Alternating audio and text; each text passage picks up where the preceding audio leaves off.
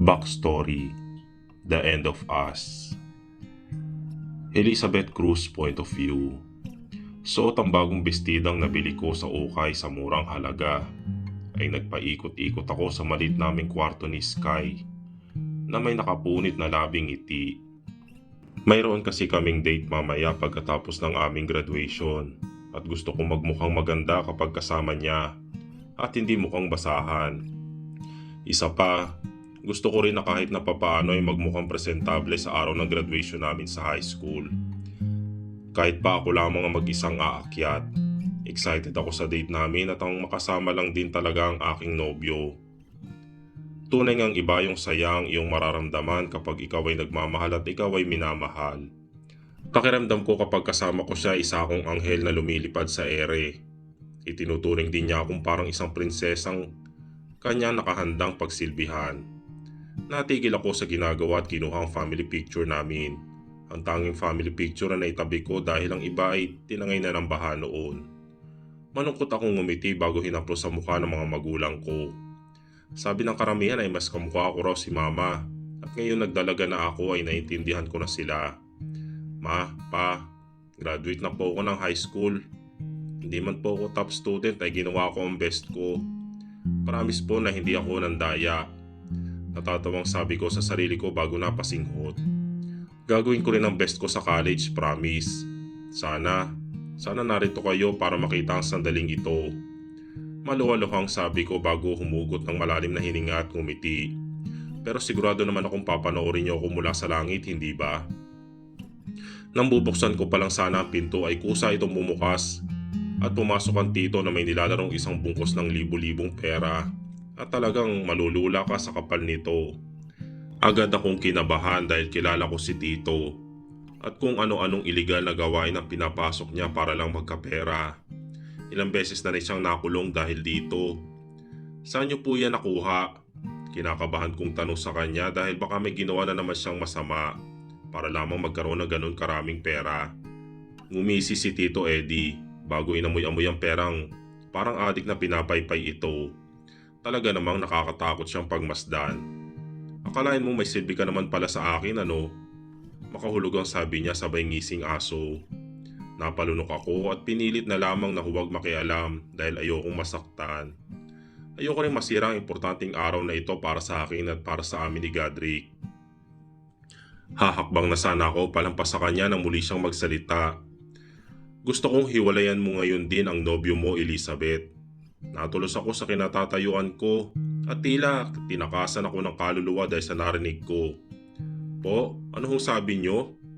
Kinakabahan man ay pilit na kinakalma ang sariling tanong ko sa kanya. Alam niyang may nobyo ako dahil makailang beses na rin akong inihatid noon ni Godric. Ngunit sa tuwin ay hindi ko na siya pinabababa pa. Kaya wala pa siya nakikilala sino man sa pamilya ko. Kaya't paano niya nakilala si Godric? Nakikita mo ba itong 500,000 piso, Elizabeth? Kalahati pa lamang ito at makukuha ko pa ang kalahati kapag sinunod mo ako. Huwag kang mag-alala, babahagian ko naman kayo magkakapatid. Unti-unting nalaglag ang hawak niyang sling bag sa sahig at hindi makapaniwala sa naririnig. Hindi ko po maintindihan, Tito. Pumalatak si Tito bago ako inikutan at tinapik sa ulo. Ito ang dahilan kung bakit hindi ka dapat na nangangarap ng higit pa sa katayuan natin sa lipunan, pamangkin. Binayaran lang naman ako ng ama ng lalaking nilalandi mo, kapalit ng 1,000,000. Para ilayo ka sa kanya. Makisama ka na lang, ha? Wala ka namang mapapala sa pakikipag-boyfriend mo. Baka mabuntis ka lang at lalo ka mawala ng silbi. Nagsimulang malabo ang aking mga mata sa narinig at napakuyom ang mga kamao. Ilang sandali pa ay natagpuan ko ang sarili kong umiiling. Hindi ko yon magagawa kay Godric. Mahal namin ang isa't isa. Hindi mo na ba talaga mahal ang kapatid mo, Elizabeth? Baka mapilitan akong ibenta siya sa mayamang pamilya niyan. Nahihintakutan ko siyang hinawakan sa damit. Hindi, huwag mong kakantiin ang kapatid ko. Muling napangisi si Tito bago ako marahang sinampal ng pera sa muka. Yan ang gusto ko, pamangkin. Yung sumusunod. Kasi baka hindi ko alam ang gagawin ko kapag sumuway ka eh. Ngayon din ay gusto ko makipaghiwalay ka sa nobyo mo. Tuluyan ako napaiyak at napasalampak sa sahig na lumabas siya. Ang damit na suot ay tuluyang nalukot at nalikabukan. Ang sayang nararamdaman kanina lamang ay tuluyang naglaho sa isang iglap lamang. Bakit ba napakalupit naman ang tadhana sa amin? Bakit ayaw kaming maging masaya sa piling ng isa't isa? Nang araw na yun ay pumasok ako sa eskwelahan na mabigat ang dibdib at tulala. Ano na ang gagawin ko? Ayokong makipaghiwalay sa kanya ngunit ayoko ring mawala sa akin si Sky. Nag-iisa ko siyang kapatid at nararapat lamang na ako ang magprotekta sa kanya. Paano ko sabihin ko sa kanya ang totoo? Na gusto kaming paghiwalayin ng daddy niya? Tapos ay yayayain ko siya magtanan kasama ni Sky? Total ay pareho kaming nasa tamang edad at graduate na sa high school. Sa naisip ay bahagya ako na buhayan ng loob at kaagad na hinanap si Godric.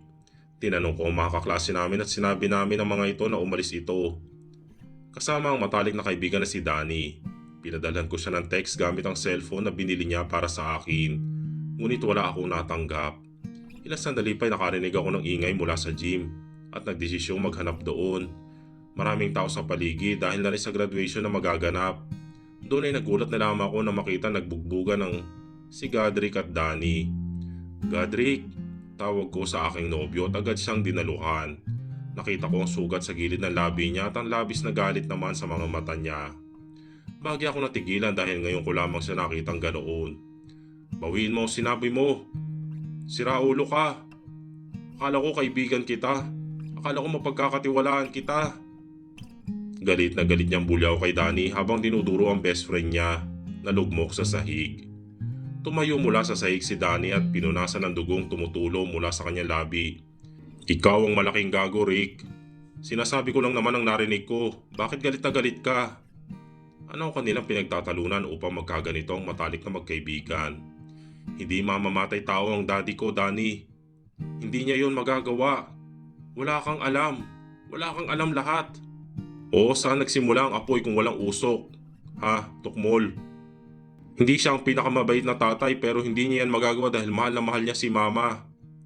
Marinig ko pa yan ulit siya sa'yo ay hindi ako makakapagpigil pa. Simula ngayon ay pinuputol ko ng pagkakaibigan nating dalawa. Tura ni Godric habang seryoso ang mukha at dinuduro si Danny. Sino man ang sumira sa pangalan niya at sirain kami ay hindi ko mapapatawad. Tatandaan mo yan. Sa narinig ay napalunok na lamang ako at lumo. Ang mga kamay kong nakahawak sa kanyang mga braso upang pigilan siya ay nalaglag. Iyon ang sagot sa aking plano. Ito na ang senyalis na hindi ko na dapat ituloy ang bala ko.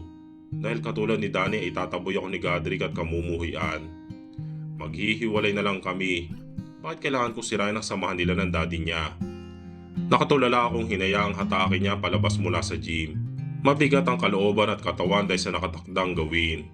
Lalo pa nang isang tabi ay makita ko si Tito na nagmamatsyag. Hinintay kong matapos ang mahabang seremonyas ng aming graduation. At hindi lamang malungkot dahil wala akong mga magulang na kasama sa importanteng araw na ito, kundi dahil na rin sa napipintong kailangan kong gawin. Nang matapos ang graduation ay masaya at maingay ang lahat na sabay-sabay naming inihagi sa ere ang aming mga toga. Ngunit gusto ko na lang maiyak ng mga sandaling iyon. Matapos ito ay magkahawak kami naglakad at hanggang sa hindi ko na kinaya pa at seryoso ang mukhang tumigil. Dahilan para matigilan din siya. Sa gitna ng park ng aming paaralan kung saan kabi-kabila ang mga nakaupong estudyante ay marahas kong binawi at pagkakahawak niya sa kamay ko. Lumingon siya sa akin at nakita ko pa ang maliit na sugat sa gilid ng labi niya at gasgas sa pisngi niya. I'm sorry, Godric. Sana mapatawad mo ako balang araw. Kalimutan mo na ako at magbagong buhay ka. Total naman magkaiba naman talaga ang mundo natin. Masyado lang talaga naging mataas ang lipad ko at nakalimutan kung ano ang estado ko sa buhay. Masyado ko nakontento lang sa pagmamahala natin at nakalimutan na may ilang tao nga palang tutol sa relasyon natin. Gusto ko nang tapusin kung ano man ang namamagitan sa atin, Godric. I'm sorry pero ginamit lang kita para magtagal ako sa school nyo. Hindi talaga kita minahal. At yung mukha mo, sa tuwing titingnan ko ay pinipigilan kong hindi masok ka. Gusto ko na magpasalamat dahil nakagraduate ako. No hard feelings, okay? Goodbye, Godric.